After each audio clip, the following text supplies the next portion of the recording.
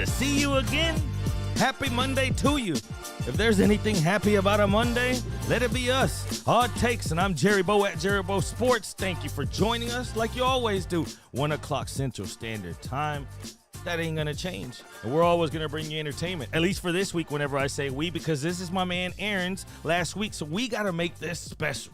We gotta send him off the right way. We're gonna make this a week that we're always gonna remember. What's happening, Aaron? What's up, brother? You ready to rock this thing this last week? Oh, yeah. Monday, big weekend, lots of fun, lots of sports to recap. Haha, let's talk about some Dallas fans. But yeah, I'm ready. Here we go.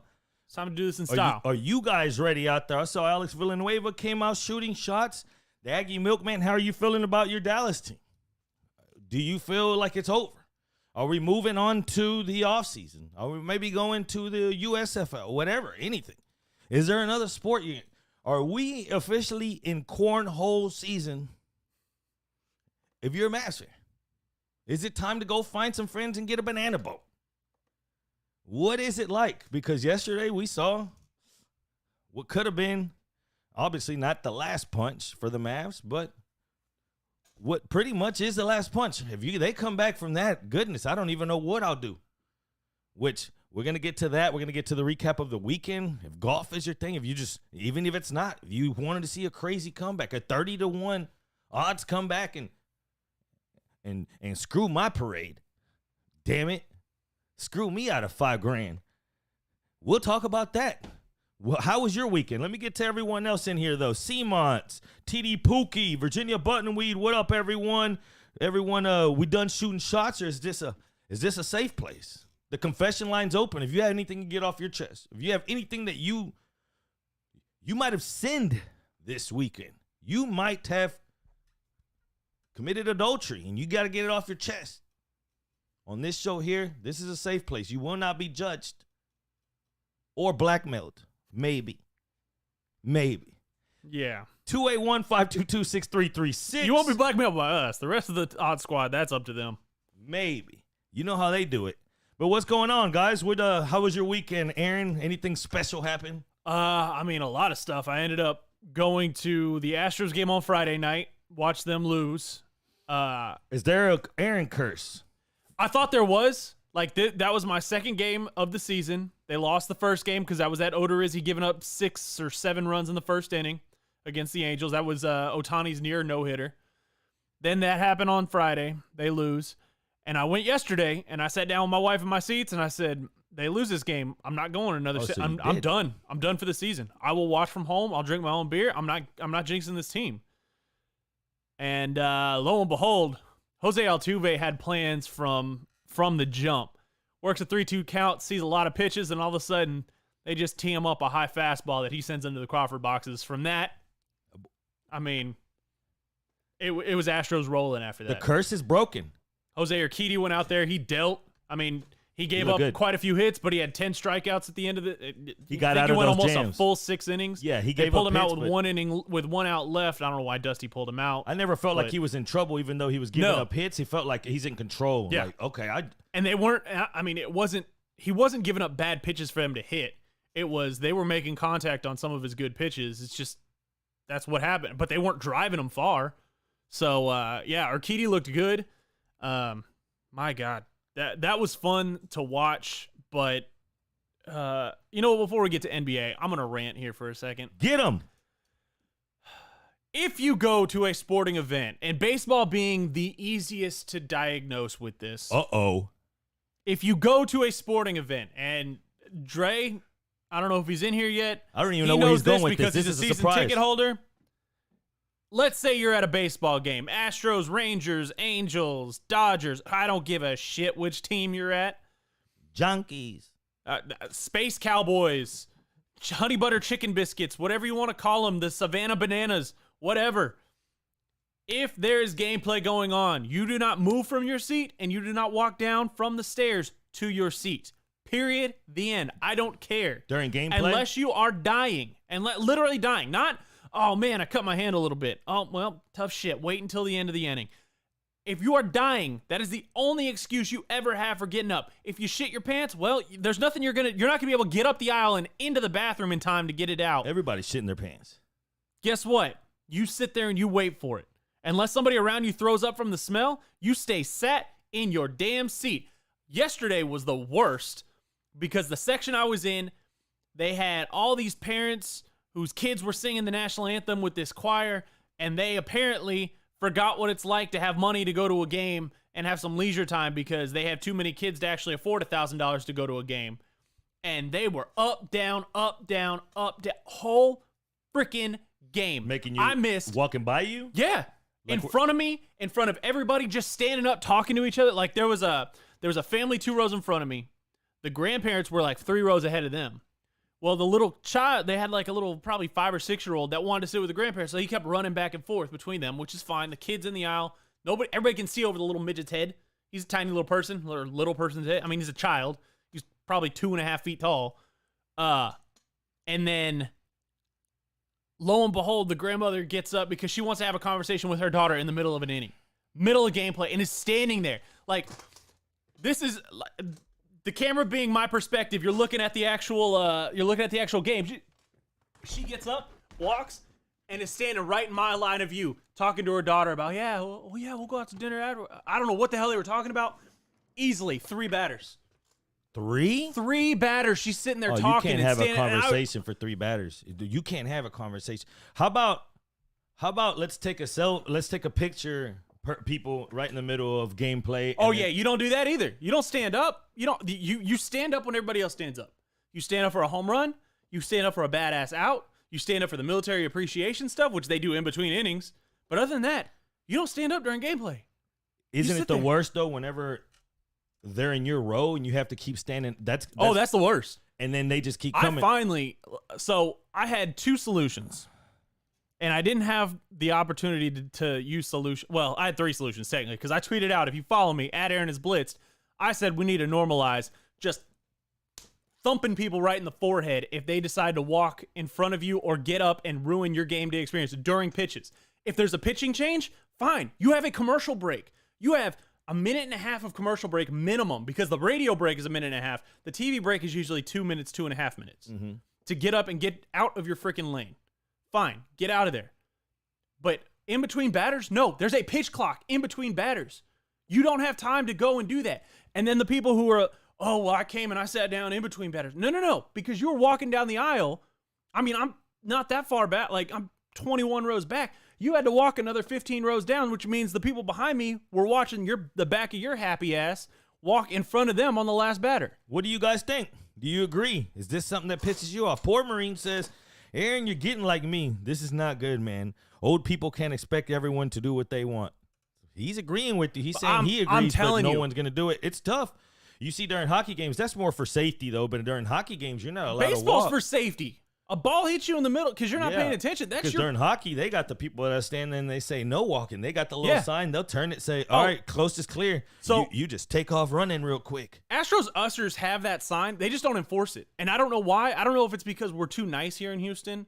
I don't know if the Astros have told them, try to keep them. But if you don't, Astros, I'm sorry. I just started a new job, but I'll take on a second job if the Astros make me entertainment czar for Minute Maid Park, because I will start every game with a video of my face yelling at you. You do not get up in between batters. You wait until the end of that inning. Wait until the third out. Wait until a pitching change. Those are the only times you get up. So my number one option was thumping them in the head. We'll get Booker involved. Yeah.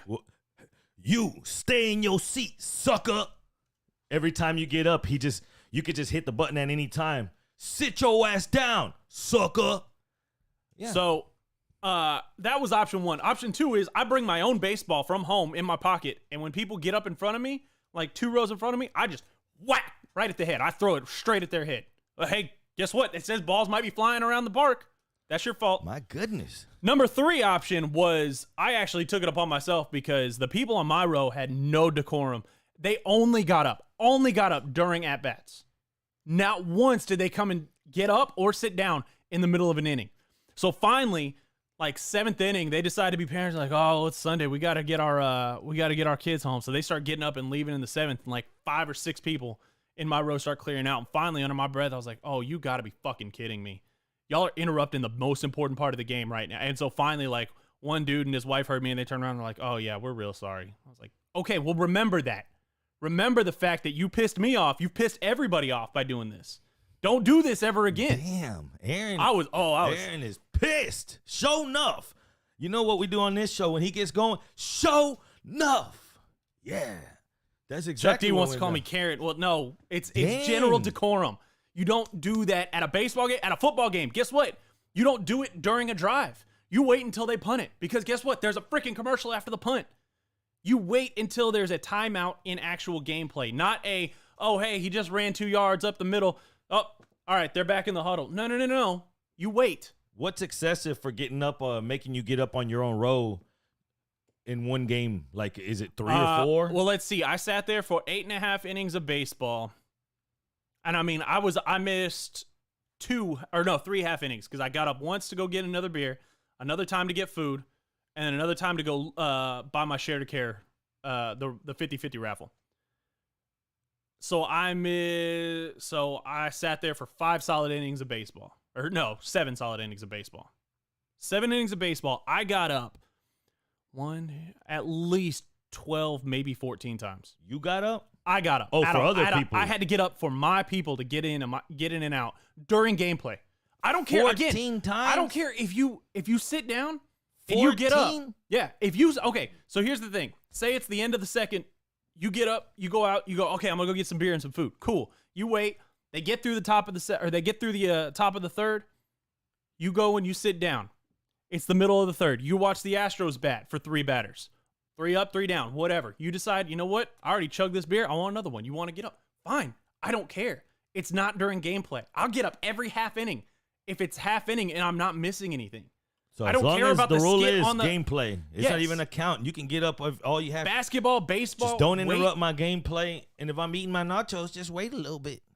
Can I just finish my nachos? You getting up during gameplay and I'm eating nachos here?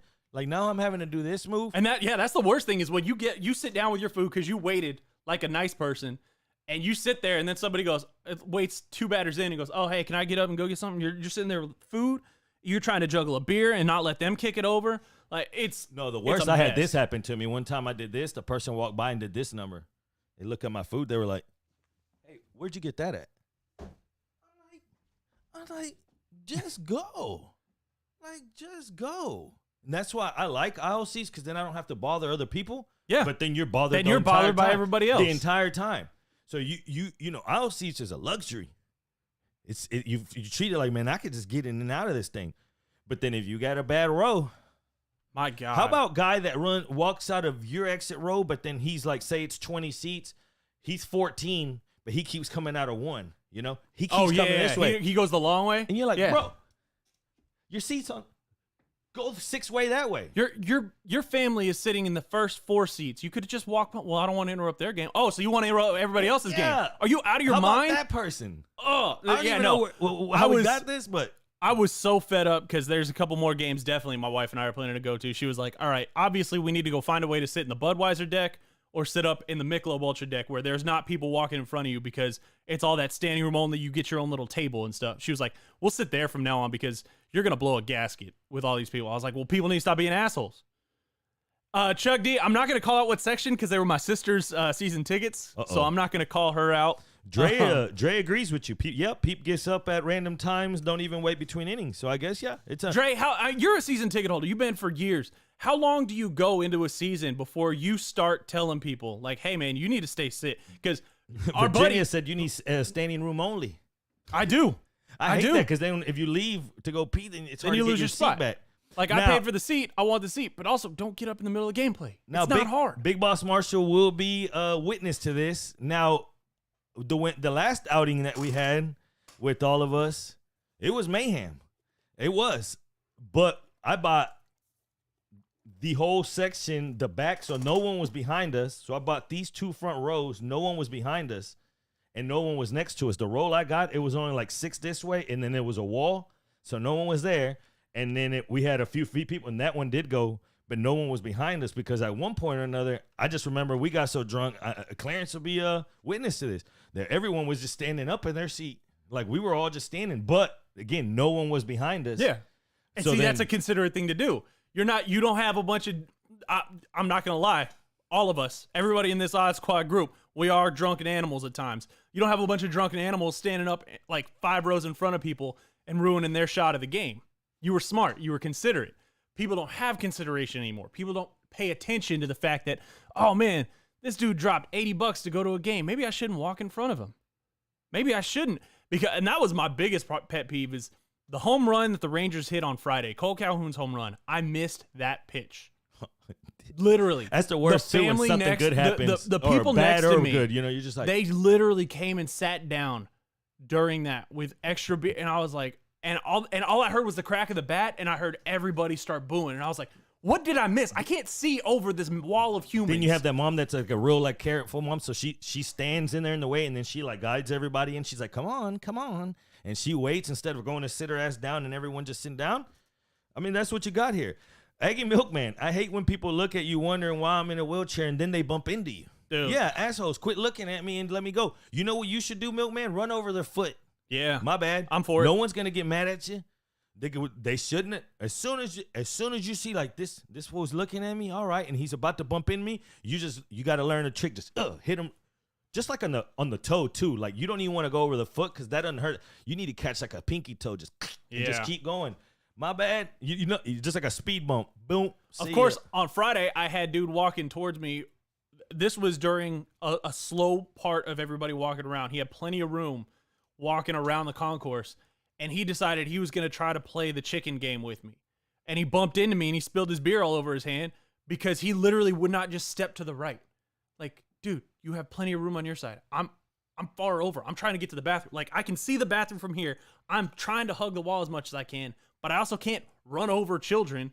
So I'm walking, and I can see him, and I can see that he's got that look in his eye. Like, you know that look when somebody knows they're like, oh, I'm not going to give up my spot. I'll throw an elbow if I need to. Why? You had plenty of room. This wasn't a dominance thing. If you really need that to be a dominance thing in an Astros game, guess what? You're a beta anyways. Nobody gives a shit. If my man John's in here, he'll be a witness. We almost got in a little scrap at that UFC where Derek Lewis got knocked out here in the main event. I literally bought front row tickets right by the tunnel. No one in front of me. I'm the wall. I come down. I'm down there. I had a press pass as well, but I left them at the seats, and they're all partying. My wife is over there. When I come down, I see just some random dudes literally, like, say you're sitting down on that front seat. They're literally right here on the wall in front of us. Like, that's the seat. We bought that for a reason. They're in our wall. Like, literally, their ass is in your face if we're sitting down, so you can't even sit down. I walk up and I look at my wife like, what are y'all allowing here? Like, the dudes look at me, and it was all she wrote. They went back to their seat. Next time something happened, they came down and all hell broke loose because I'm like, I tell you right now, you're not coming this way. Like, you're just not doing it. And some dude tested it, and it was on. If John's in here, he'll tell you. It went down real quick. Before you know it, old man he wound him up on me. He did this number. Oh, God. He did this number. Yeah. I'm like, bro, this is my seat. Like, they're like, yeah, we just want to see the fight. Yeah, you should have bought front row. Same thing at the Messi against U.S. here when Argentina played U.S. in that Copa America where Messi scored that. Yeah. I had front row behind. I got the video. I'll probably put it up here and y'all can watch it. I'm literally behind the goal that Messi scores that goal on. When he lines up for that goal, you know, I'm doing this number, and then he scores. Behind me was a bunch of U.S. fans, which I don't have. I'm a U.S. fan too. I don't have no ties to Argentina. So, but to me, it was still like, man, that was big. So I'm like, oh, yeah. So they didn't like that. So these dudes dressed up as old presidents. Before you know it, I had Benjamin Franklin fucking throwing hands at me. I look back, these boys showed up. They had the Constitution and everything. That was like, it was like 4 of them. It was like Abe Lincoln. I had Abe Lincoln, throwing shit at me. It was like, hold up. So then I just acted an asshole. Once we started getting in the thing, they had to put an usher bot here. I said, all right, cool. So I had a flag. I had a Columbia flag. I said, well, y'all should have brought front row seats. And I just put it up like this. And so they couldn't see. I'm like, do something. Y'all wanted to start this shit, then y'all should have brought front row seats. Benjamin Franklin sat his ass down real quick. Thought about rewriting that Constitution. That was an asshole move. I'm not going to lie. I'd be pissed. I would have been pissed if they did me like it. But I just held the flag up like this. Oh, yeah, and I was just talking out loud. Yeah, and I guess these motherfuckers can't see the game now. Shouldn't have been talking. Smoking Gooder shows says that's the unwritten rules of baseball. No, it's not the unwritten rules of baseball. It's the unwritten rules of all entertainment. Football, basketball, hockey, baseball, soccer matches, movies, wrestling. If you're going to pro wrestling, fine. Don't be the asshole who walks in front of other people's shot during the actual thing. Wait till a commercial break. Wait till they do one of the videos of the backstage talking shit stuff. Like, come on. Like, you can't be that kind of guy. Poor Marine, you're saying, I'm lucky I don't have kids. Yeah, no, the world is lucky I don't have kids because I would raise them to, one, follow the rules that I set, but two, eventually they would become tyrants and they would take over this world and they would enforce strict rules upon all of you. And if you're one of those people that gets up in the middle of the game, off to the labor camp. Bye. Yeah. Get out. See ya. Bye. Texans, there's John right now. Man, I had to calm Jerry down. Now, don't you act like you were just a saint, because as soon as I started getting calmed down, all of a sudden somebody had our back. They were like, hey, y'all good? This guy looked at me. He was like, y'all good? John gets up. He goes, hey, sit up. John had a big-ass bet on Lewis. What was it? Like, I didn't even let your business out there, but go ahead and you might have had $4,000 on it or something like that, right? 4,500 to win. It was almost 10. He was an underdog at home. You're thinking there's no way. They got everyone that day. And not to put your business, it was a big ass bet, whatever it is. And he's right in here. That's what I'm saying. I tell no lies. I have no reason. That's why I come on here and just tell you my truths. I tell you my darkest secrets. And that's what happened at that UFC fight. Jerks were all up in our section. We're just trying to make peace. Like, bro, get the hell out of our section. Like, literally, we bought these. Why do you think we bought front row by the tunnel? Because we want to see the fighters come out. Like, this is what we bought these for. And you feel like, well, and they weren't even coming from row. If they were like in row B, you're like, all right, no, these boys were coming from row AA. You said it was to win $10,000. To win 10 grand. On that yeah, bet. He put like $4,000. Yeah. See, I tell no lies. It was to win 10K, yeah. Lewis money line. And then then that happens. We're arguing as Lewis is running out. All this mayhem is going down. Then all of a sudden, now they got my wife hyped up. She turns around and says something. Someone from way back says, "Man, sit that bitch down." Now I'm who's gonna stop me now? Now I turn around, I'm like, all right, who wants it? You know, it's like now this is on. All this, Lewis is walking out, and then all of a sudden John's sweating his bet, and then Lewis loses. So imagine we're just like, it's just like man, what just happened what just transpired in the last 20 minutes? It was happy times.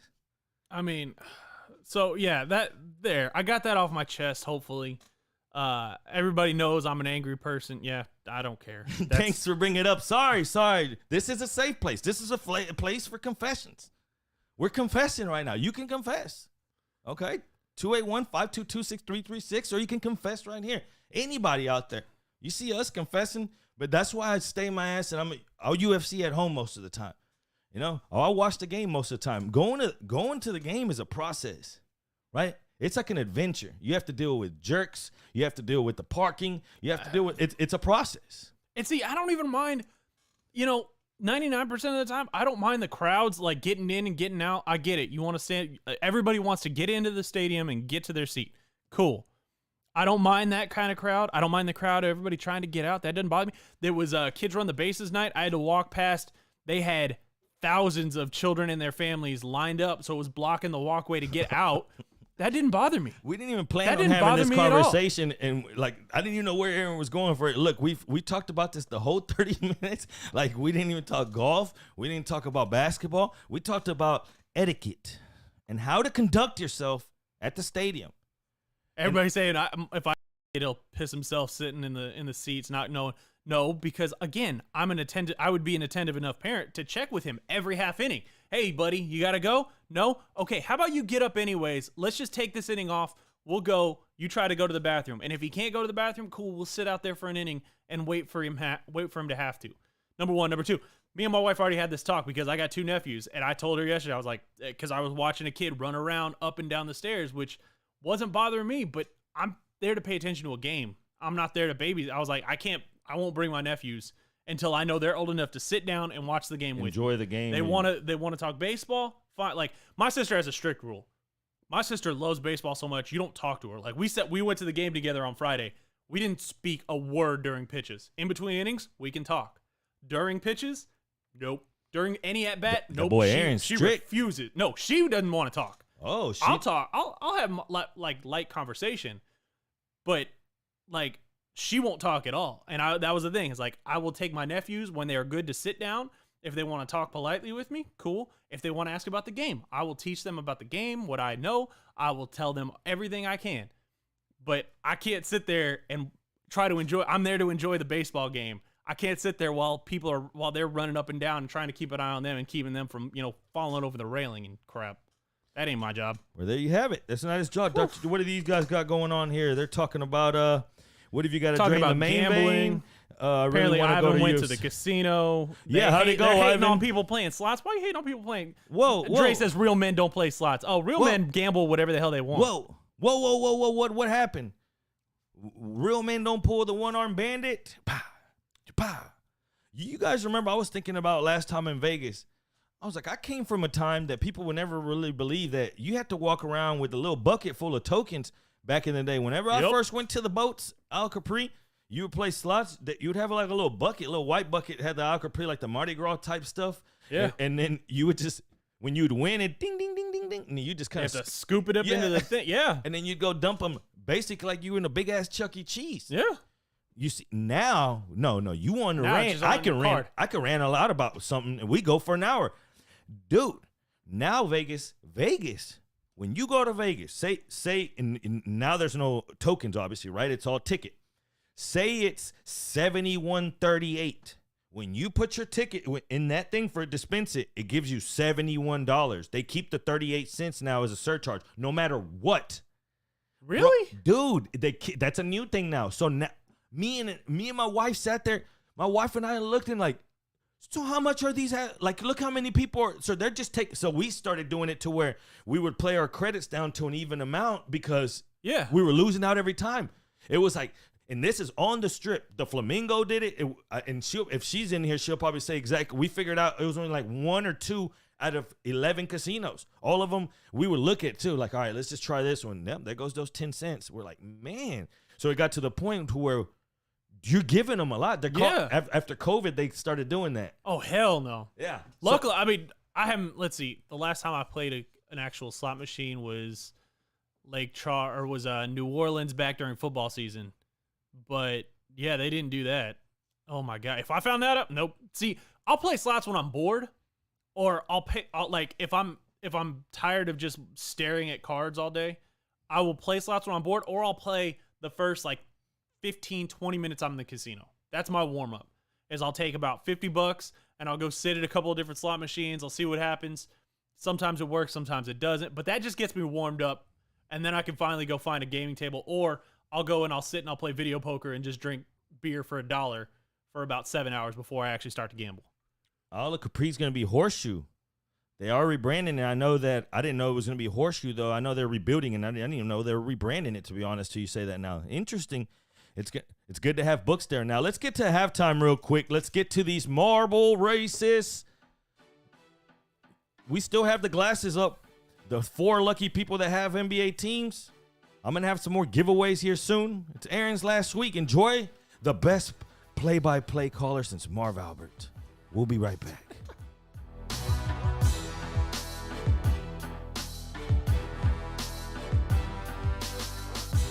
All right, Odd Squad, y'all want to race?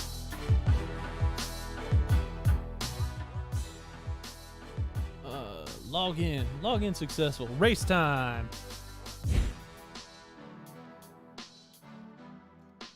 All right. The Gauntlet. Why not? Let's race the Gauntlet. Oh, where's my timer?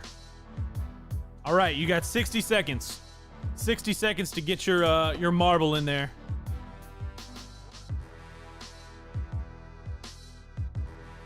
I want to race too, because I want bragging rights. I'm going to go 5-0 this week. Maybe 10-0. Maybe I'll race. Excuse me. Maybe I'll race the first and second race every time.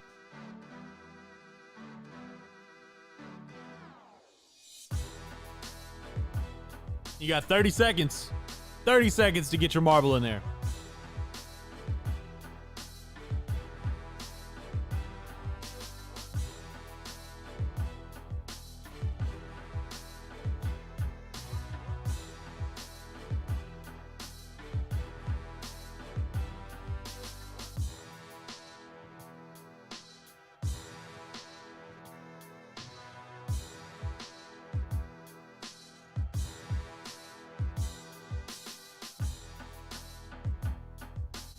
All right, 10 seconds, and I'm hitting play.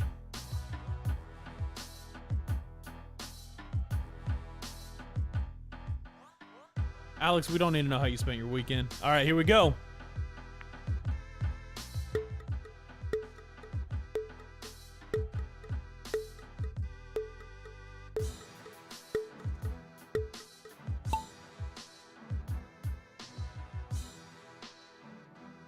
All right. And they're off down the gigantic funnel of doom. All right, so we got 3 options here. You're going to go down one side, the other, or the center. Ooh, this is a gauntlet. And there's a cannon at the end that you got to launch out of. This ought to be fun. All right, who's in first? Dre's down there in first. Let's see, does he make it? Ooh, he does make it down the... Uh-oh. There we go. Jimenez is out there now in first. Just rolling past Dre. Skinny Money in third. VB in fourth. Man, Jimenez got a strong lead so far. Where's Dre at? They're stuck in the secondary funnel.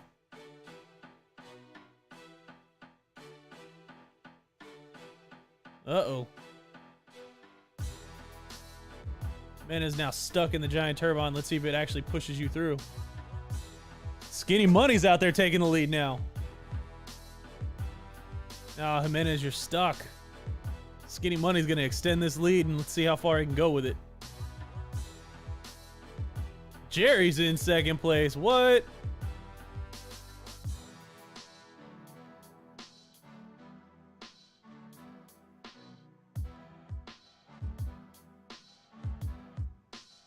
Let's see who's in second place. It doesn't know who's in second place. Shit. All right, Skinny Money. Let's see.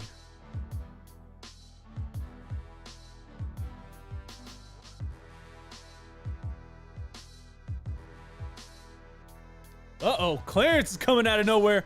Oh, Big Boss Marshall out there is not playing. Going and taking the lead. It's like a water slide. This scares me. This gives me that feeling like, you know, when you go on a water slide, you feel like you're going to fall off the edge. Uh-oh. Clarence got it. Oh, but he missed. Clarence missed the platform. Holy hell. Virginia Buttonweed in first place, and Virginia Buttonweed's going to win. Damn. Now, who's in second? Oh, Uriel Villanueva was, but now he's not. Everybody's falling off and dying. Ooh, where's my marble? My marble is... Oh, my marble's dead. Bye, marble. Jerry comes in third.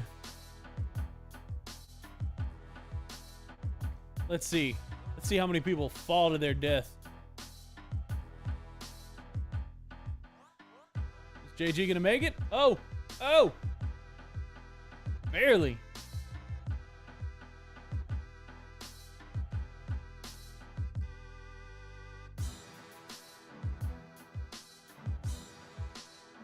JG and Texans, we're waiting on you two there.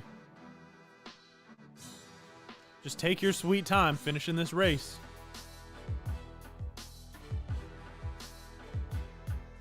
I gotta go.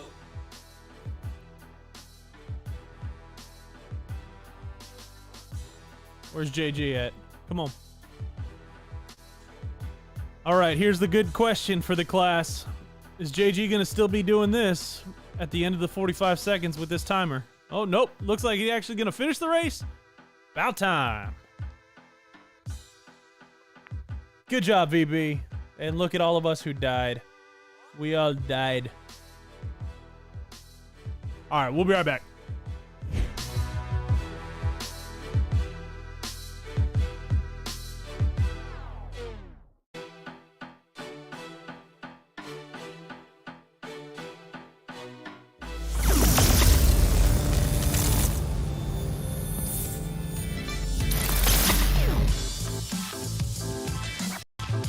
Welcome back, Marbleheads.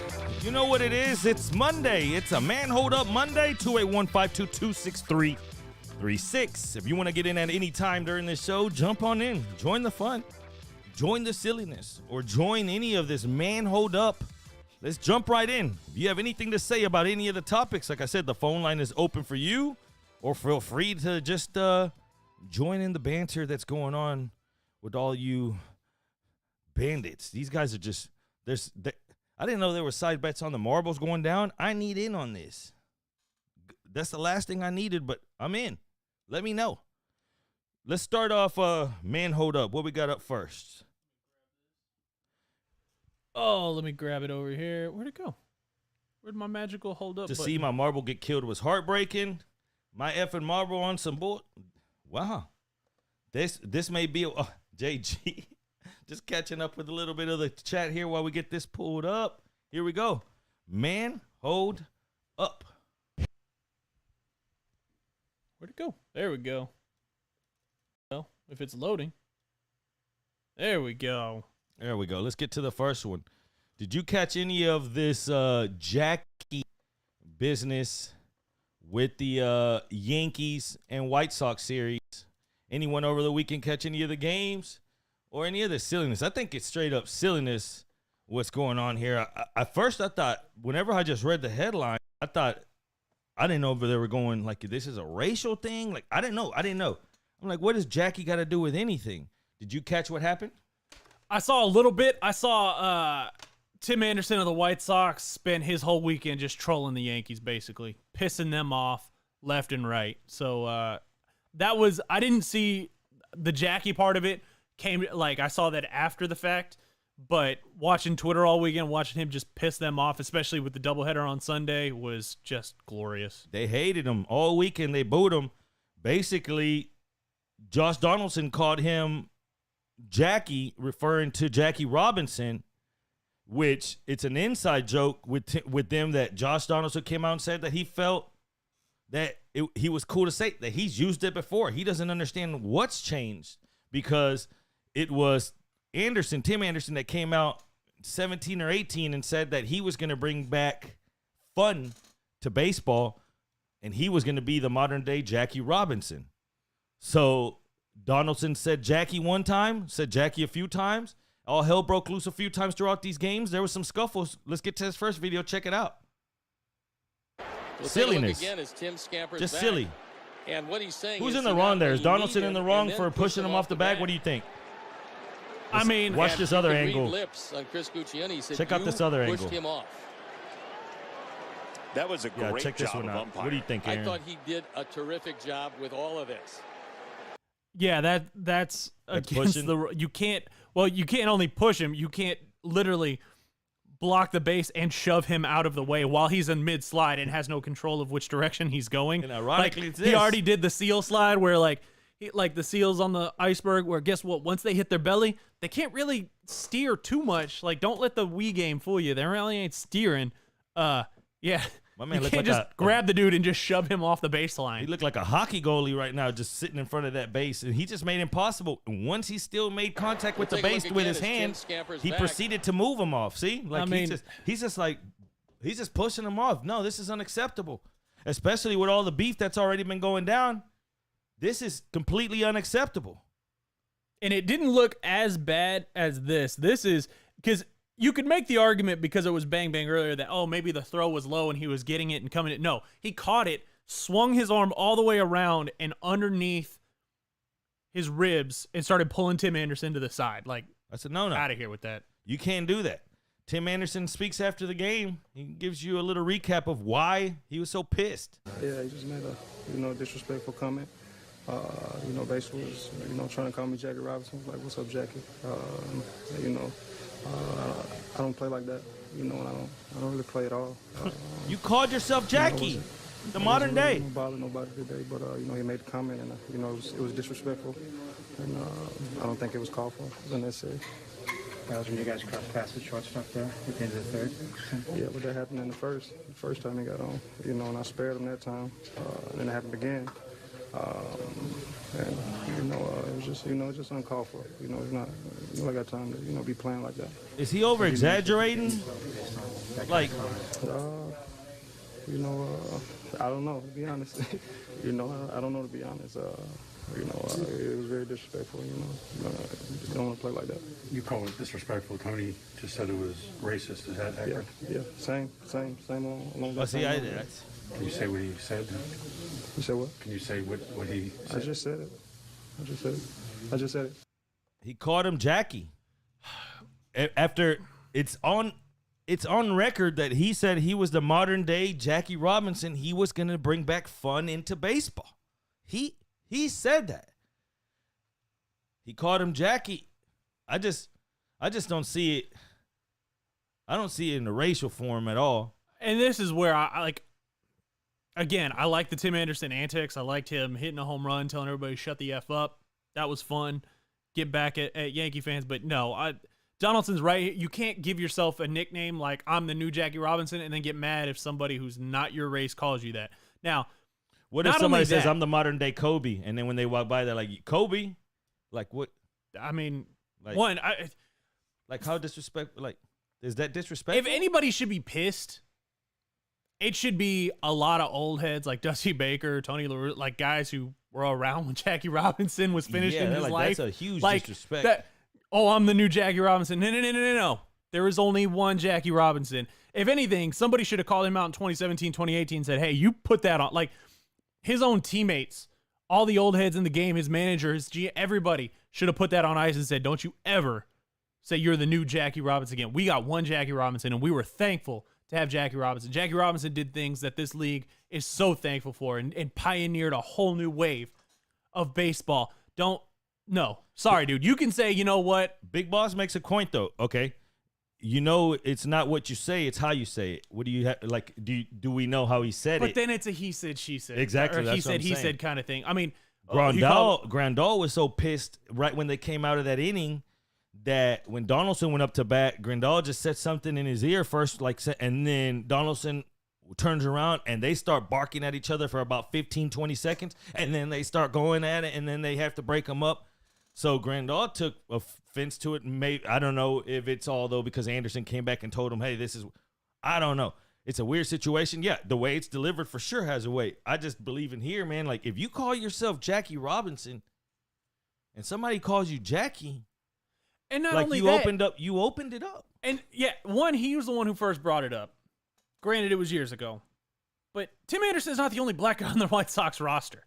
So it's not like he was calling him like a token black guy, like, oh, you're Jackie Robinson, you're the token black guy of the White Sox. No, that's not what he was doing at all. They've got other African Americans playing on the team. So it wasn't a and I get it. Donaldson says that this goes back to Atlanta or wherever he said that this has been a joke that he's used before and that they've laughed it off to him. Like he's called him Jackie before and they've laughed it off. I mean, I don't know. I'll tell you right now though, Man Hold Up, HBO edition. What do you guys make of this? HBO will air an interview with Deshaun Watson's accusers on Tuesday. Watson lawyers not optimistic. You don't say. This can't be good for the look of Watson before they've handed out a penalty, right? This got to be worse because now do you think the NFL, no matter what, they're going to feel like, man, now we have to give him something now that's in the public eye. And that was the thing is that I was reading an article earlier that, Rusty Harden's trying to get ahead of it, and he's trying to make it out to be, more than it actually is, according to him. And Rusty Harden said, we've never been trying to win the court of public opinion because they wanted law enforcement to clear him. And once law enforcement cleared him, then, well, guess what? It doesn't matter what the court of public opinion says. The legal process said he was innocent. But the problem is the NFL is going to have to decide on a suspension soon.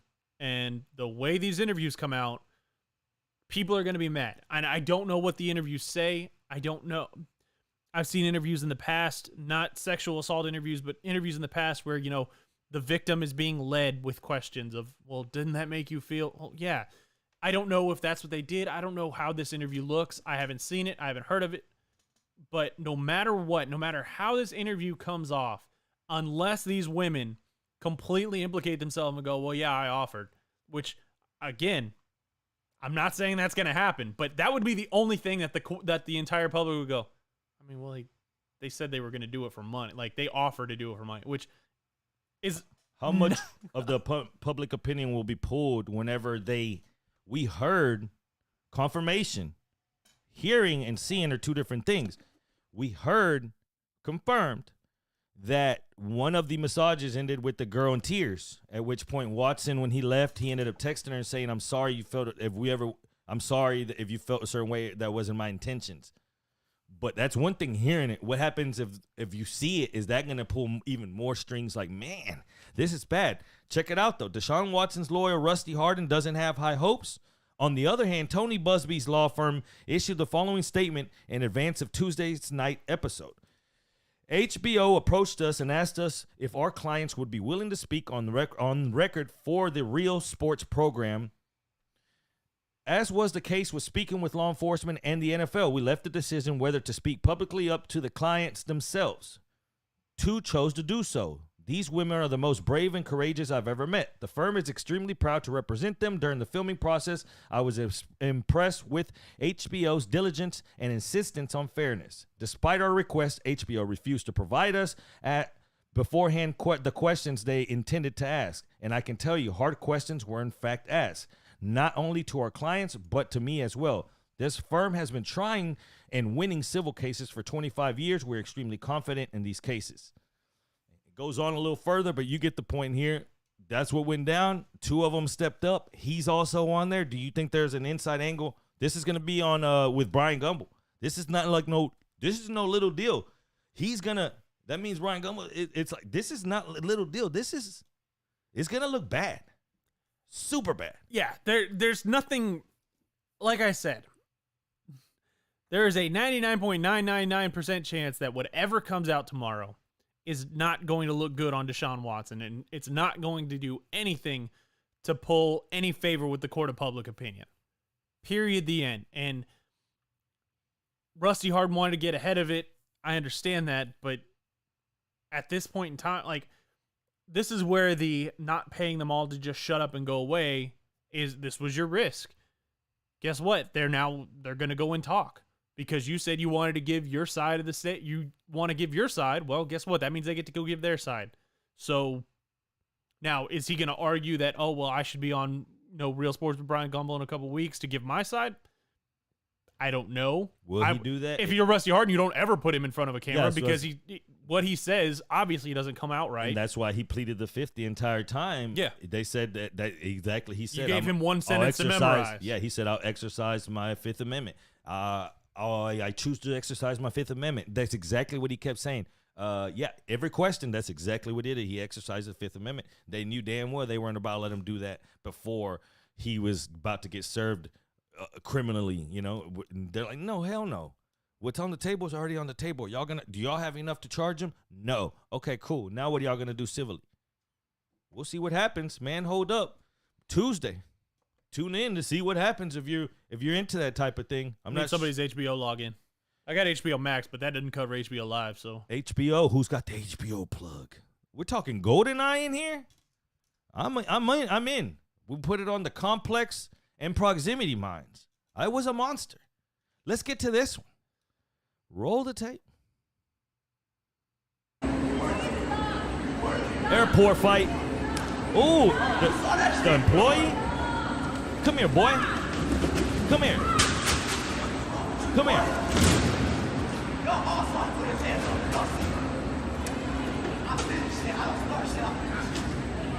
The employee put hands on him first, though, correct? So, what do you think? Let's let this part finish.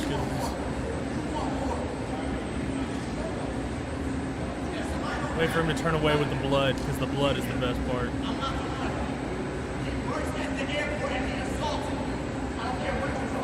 Look at all that blood. Ooh. So, yeah, unfortunately, with this video, you don't see what happened beforehand, but from the video, yeah.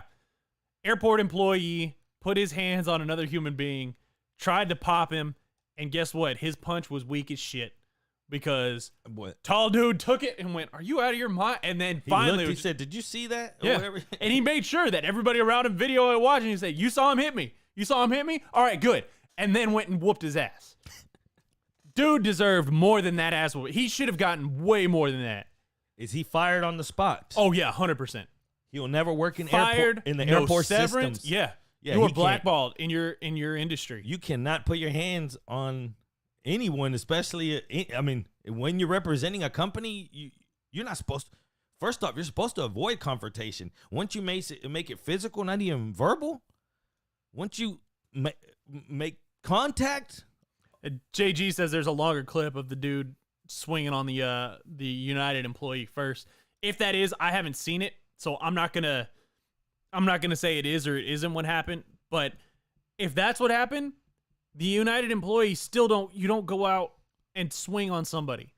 Even if they swung on you, guess what? You're the person who's at work. That's when you all of a sudden you call over TSA, you call over the local police. If dude put his hands on you first, you put his ass in custody and you let the legal proceedings handle it. I get it. Your pride hurts. You got popped in the face by somebody. That sucks. You're at work. You're at work with security everywhere.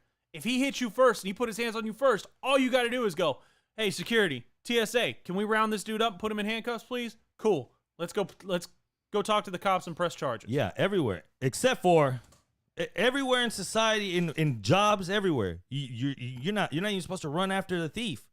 Everywhere, but there's one job. Waffle House. If you work at Waffle House, I think on the application it asks, will you protect this house? Because you see Waffle House employees have to many of times just drop the apron, like they go from cook to boxer back to cook. You're like, damn.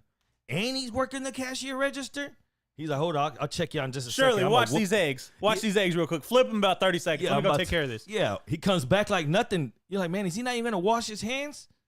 You see it all the time. Waffle House, they're like, yeah, are you ready to protect this place if shit goes down? Yeah, I mean, I've been in a few scraps. They look at your knuckles. They're like, all right, come on. That's exactly how they do you at Waffle House. Let's keep going. I mean, so yeah, I don't know. Again, I don't know which part of the video I guess I didn't see. If the dude hit first, again, you don't come out of nowhere, because it wasn't like he was still swinging on the United employee and the United employee then popped back. There was definitely a pause between the first potential punch and him throwing hands.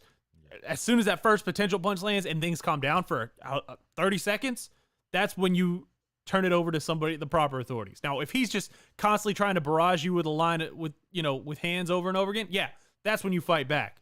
But if he hits you once and backs up and waits for you to react, that's when you get the law enforcement included. Yeah, he's gonna get fired, and he deserves to get fired for that part. Which is my old saying: if you absolutely have to fight, make sure you hit first and make it count. Yeah, you can't lose that fight and lose your job. No, like if you're gonna lose your job, you have to win that fight. You can't go home and tell the story like, man, what'd you do? Well, I got in a fight at work. What was it? Your fault to finish? No, I shouldn't have put my hand. Did you whoop him? No. Did you lose your? What are you doing here? Like, how do you go home and tell your wife and kids that? Like, you just don't even tell them that. You just show up bloody and you just say, man, I got mugged, and I don't want to go back to work now. Now I'm scared. I got mugged in the airport. I'm never going back. Check this out.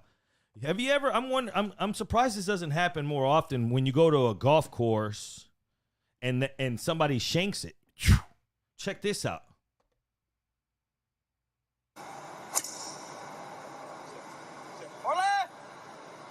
Hit the trees. Bam! Down. Looks like it hit her in the mouth. That said person is none other than ESPN Sage Steele. She has now released a statement. I just want to thank everyone for your concern and prayers during the last couple of days. From the doctors, nurses, and EMTs at St. Francis Hospital in Tulsa to my doctor and dentist here in Connecticut and my coworkers at ESPN. I'm so grateful with the help of my team. I hope to recover quickly for my 3 kids and get back to work. Looking forward to seeing everyone again soon. None other. Not that it makes it any worse or better or worse because it's her. Because someone said, yep, the ball don't lie. You're like, dang. I mean, that was a bad bounce too, because you saw the dude behind her duck, and she wasn't even facing the same way, and it still hit her in the face. In the face. Now, I think back of this, and man, I know a guy in high school, and he was on the golf team. He was out there somewhere out in the fairway, rough, wherever. Someone teed off, and it hit this boy right here in the ankle, and it shattered his ankle. Ooh. It was a straight hit, not bouncing off the ground. It literally, the pow, right on his ankle, shattered his ankle. Like, how do you get hurt in golf? Yeah, somebody hit me with a golf ball, you ask. The first thing we thought was, how the hell do you get injured in golf?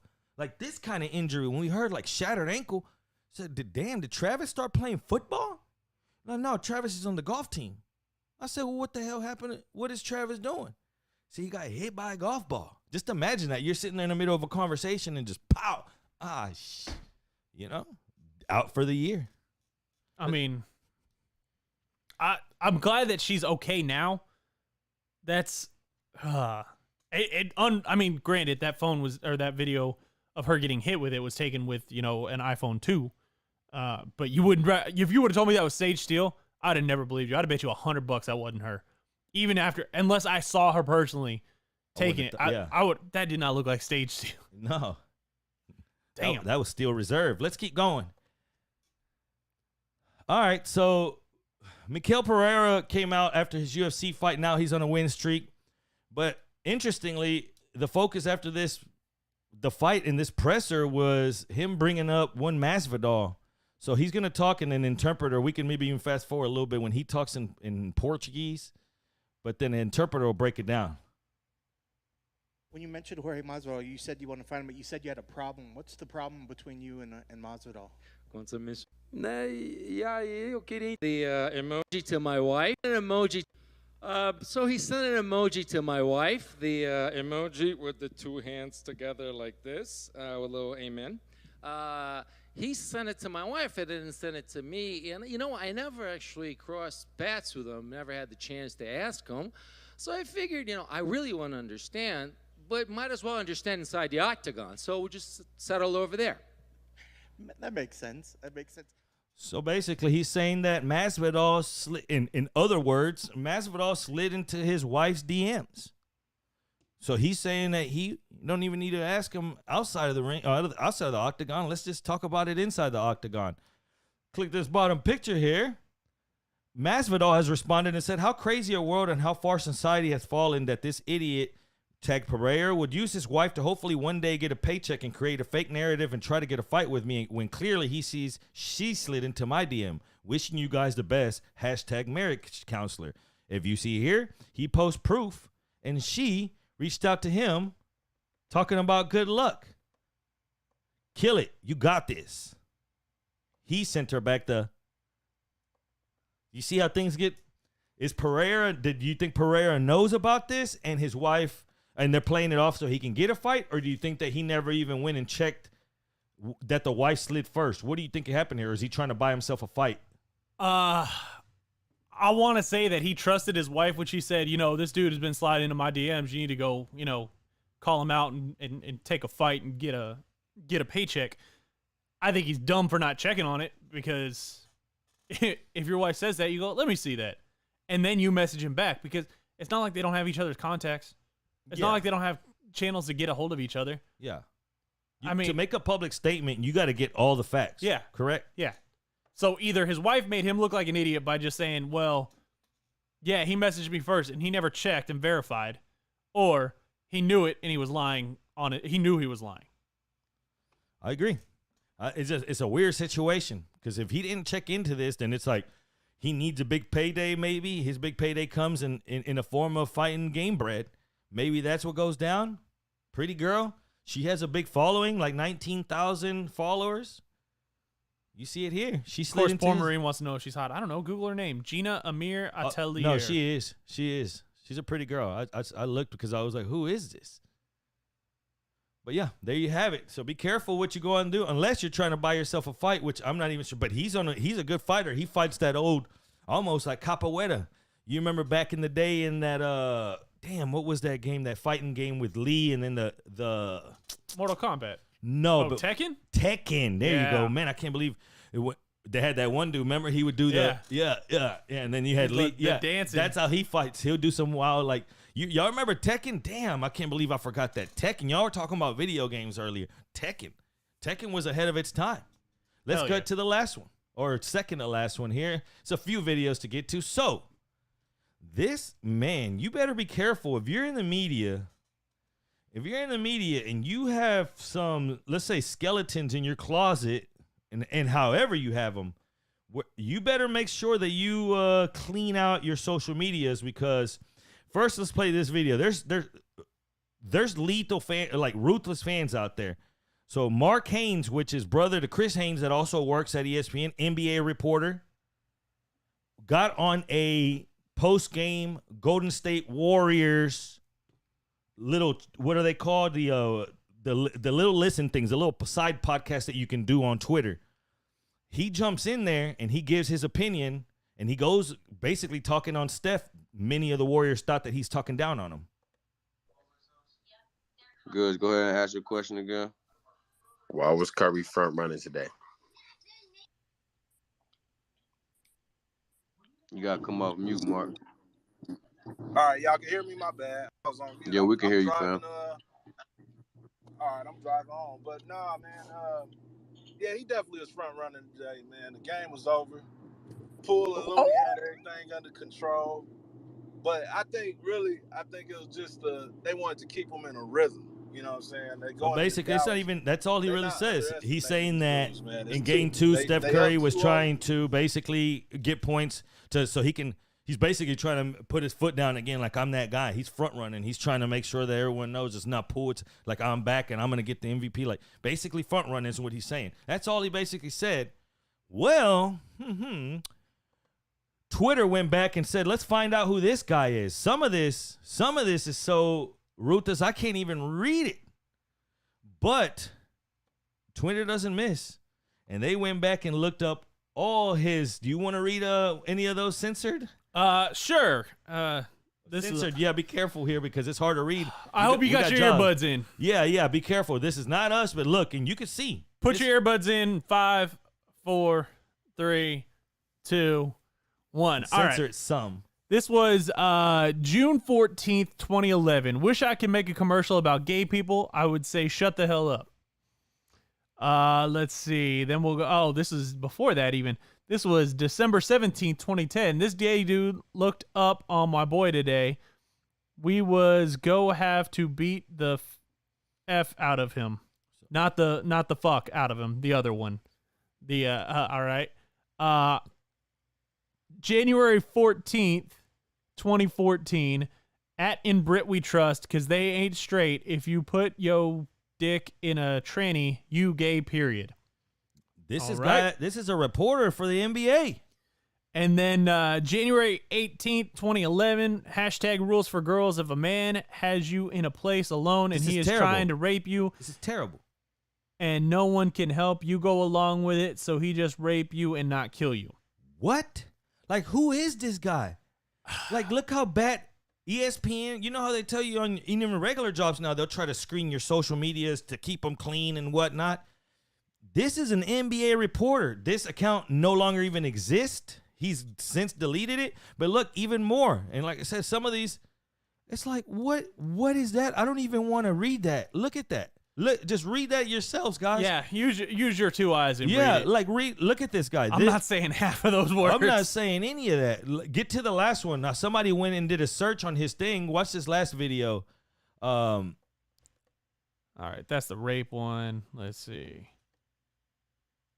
Zoom out. Yeah, right here. Somebody went back. He obviously has something against homosexual, I guess, people, because look, they did an easy search.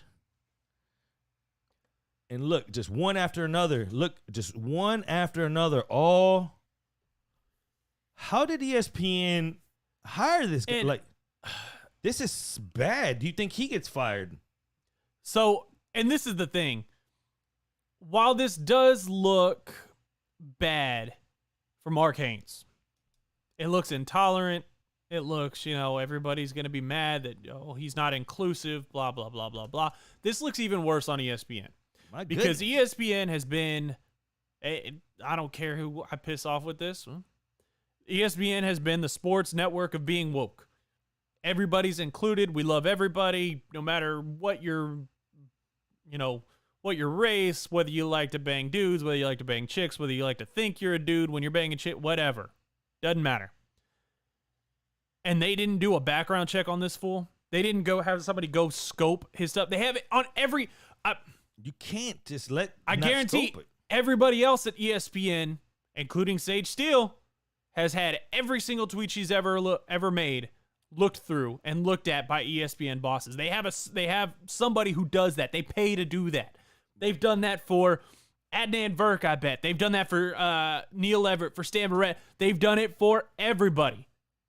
Yeah, and yet proves the point. This dude got away with it because why? Why did either they didn't do their due diligence, which is bad on them. His brother works for ESPN. Maybe either they didn't do their due diligence, which is bad on them, or they did and they ignored it because they figured, well, we got to have another dude whose brother's an NBA player.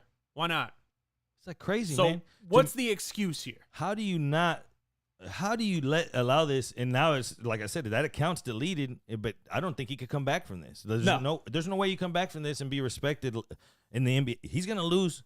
We've seen a couple people lose their rights to their job in their fields that we say they should be excluded out of the field. He's gonna be gone out of this industry. You can't. That's death. You know that girl from Barstool. She used to be on Wagers. I can't believe I forgot her name. Either way, Kelly in Vegas. Kelly in Vegas. If you go look her up, Kelly in Vegas, she ended up getting a big following. She would post like in a bathing suit or something and talk about sports.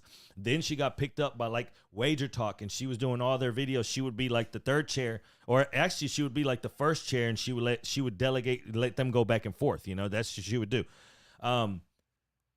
Then she made her move. All of a sudden, she applied for ESPN in Bristol, and they hired her. So it was like, damn, she blew up big.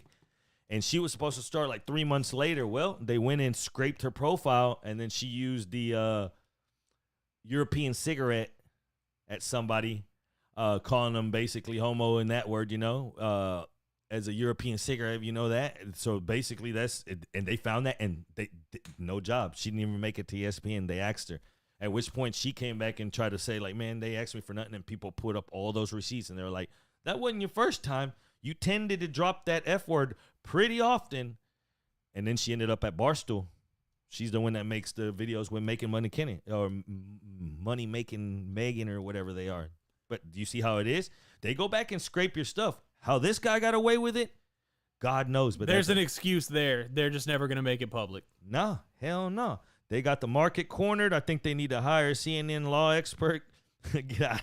Laughing myself. Jerry, yeah, the Euro name for a cancer stick is seriously stupid. Yeah, for sure. I'm glad somebody got the reference. All right, let's get to the end of this. Oh, man, what's the worst place you can propose for someone? Right now, everyone, let me give you what's the worst place you can propose to someone, man? Like, if you have I already know, and I'm not going to give it away because I know what this is. Yeah, but like right now, guys, if you're thinking like, what's the absolute worst place? Like, where? There's two worst places. Two total. Name one, not other than this one. The courtroom when your divorce is finishing up. Yeah, I'm done. Let's get married. Yeah. You turn around. Hey, baby, you ready? Oh, okay. Right, earlier we were talking about bad fans and etiquette. Do you hate proposal at games? No, I don't mind it. It's cool. As long as you are the guy who, orchestrates it with the team. Yeah. If you try to do it on your own and like you expect everybody else to pay attention to you and stuff like that when you didn't get your ass up on the Jumbotron because every single pro sports team has a contact us thing where you can, send them an email and go, hey, by the way, my name is Jerry Bow, and I'm planning to propose to my girlfriend, my wife, at this game. This is when we were going to buy the tickets. I need to know who to get. They'll put you in contact with the game day ops people. They do it all the time. So there is no excuse. If you do that, if you set it up, I don't care if you do it. It's not what I did. It's not. My wife told me if I proposed like that, she would have said no. So I didn't. But you have to be 130% that it's a yes. If you're gonna do it a big public thing like that with a big TV with your face on it, like you have to know it's a yes. Like 150. Have to. You can't ever come back from that. We're hearing at the ball game, funeral, at a strip club, in a porta potty. Well, how about this? Proposing the deceased daughter right at the funeral. Wiping was proposing.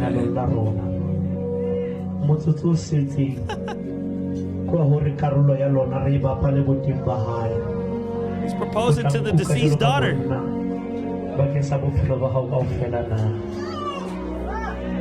Look at the crowd.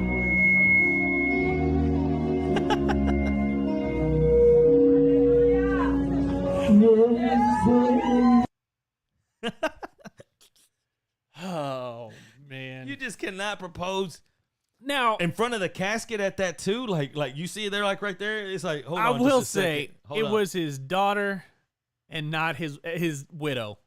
Now that would be the worst. Yeah, oh, yeah, like yeah. she dies or like he dies, and while she is burying her husband, you go, hey, by the way, you want to just we'll get this done afterwards. That's the worst. Now, yes, bad, horrible, and this is gonna sound I guess woke-ish. I don't care. It's a different culture. I don't know what country they're from, but they weren't speaking English. I know that. Nah, hell no.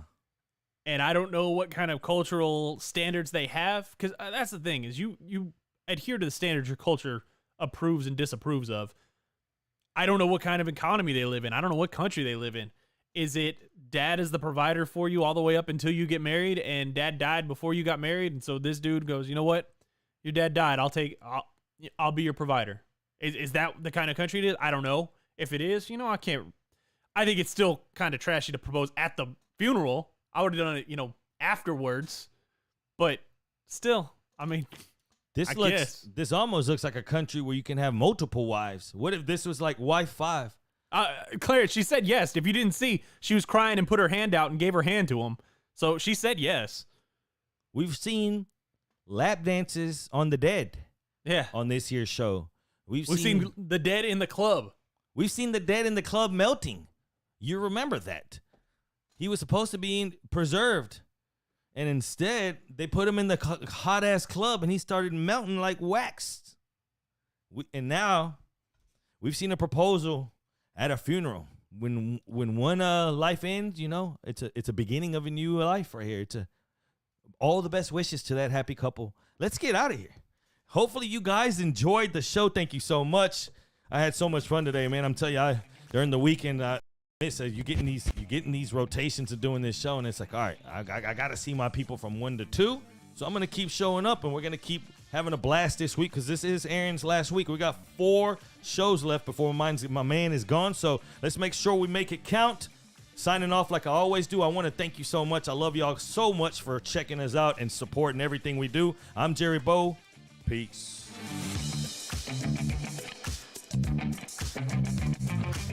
All right, Odd Squad, you want to race one more time?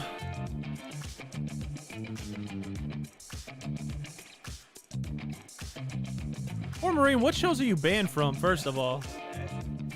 Second off, we did an hour and 17 minutes for you.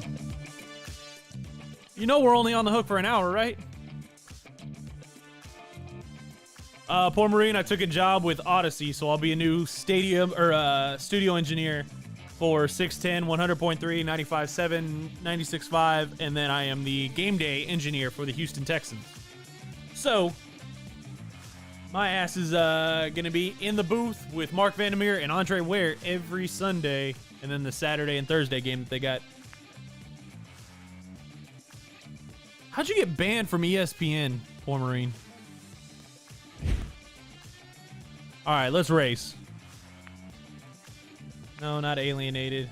Not the paperclip. No, we just did the gauntlet.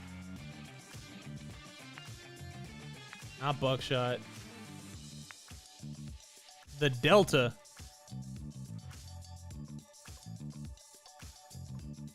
Let's see. Let's play the Delta.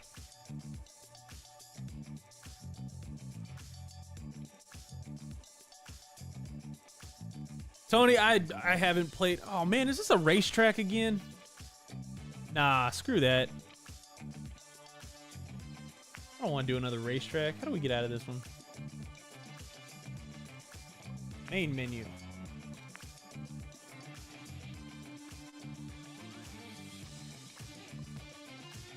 All right, now let's try again. Screw that. Twisting tumble. Why not? That can't be a stupid racetrack, right? All right, now get your exclamation point play in there. I'll give you 60 seconds to get your marble in there.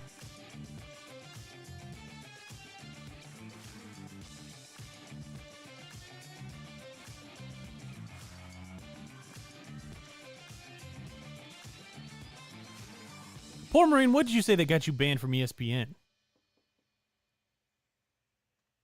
Because during the Blitz days, I don't think you ever said anything too crazy that would get somebody banned.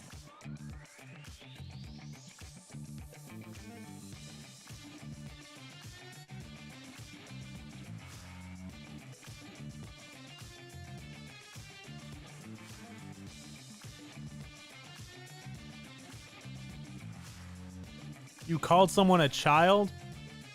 Like that? You didn't use a graphic nickname to say that?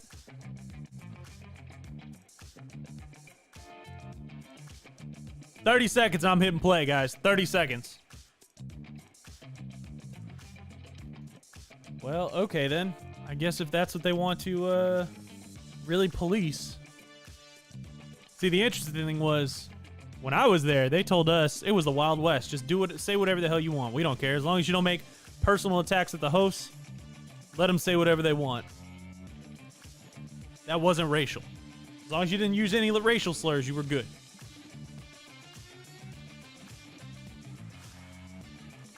No, we would let you guys personally attack each other. We didn't give a shit if y'all were attacking each other. If you went after Fred, AJ, myself, Josh, John, Lance, Charlie, if you went personal at them, that was different. All right, let's race. I'll give you an extra 60 seconds to get in there.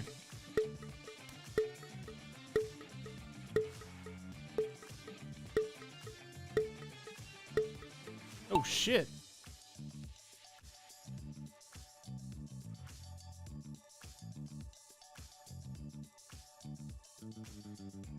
Damn, son, I hope that surgery got rid of it. Like, I don't even know what to say now. Been talking my whole life, been getting paid to talk, and shit, now I'm speechless. Way to go.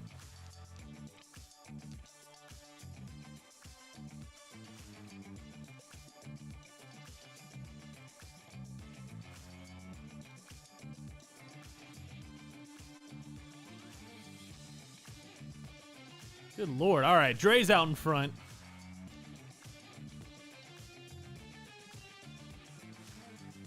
And is launched. Oh, dang. Straight down the tube. Look at you, Dre. Clarence is in second. Oh, VB's in second now. Clarence is falling behind. And Dre's really trying to fight Uriel Villanueva for that #1 time. Although you're losing now.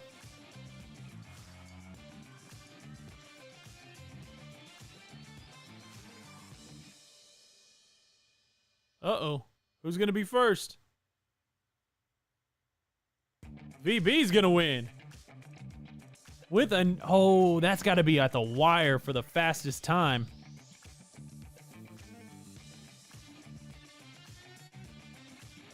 Hey, look at that. I got 8th place. Clue Patron falls into 10th place. Oh, there was only 10 of us anyways.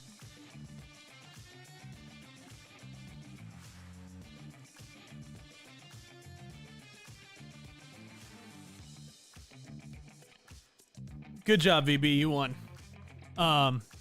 Yeah, before we get out of here, damn, poor Marine. Sorry to hear that, man. Go kick this thing's ass. Dude, that sucks. I'm sorry to hear that. Yeah, go live life and go kick this thing's ass. Everybody here at the Odd Squad believes in you. Definitely. All right, guys. Let me go figure out who we're going to raid real quick. But bring everybody here tomorrow, 1 o'clock. 1 p.m. Bring your friends, bring your enemies, bring your wife, bring your kids. We'll see you then. Peace.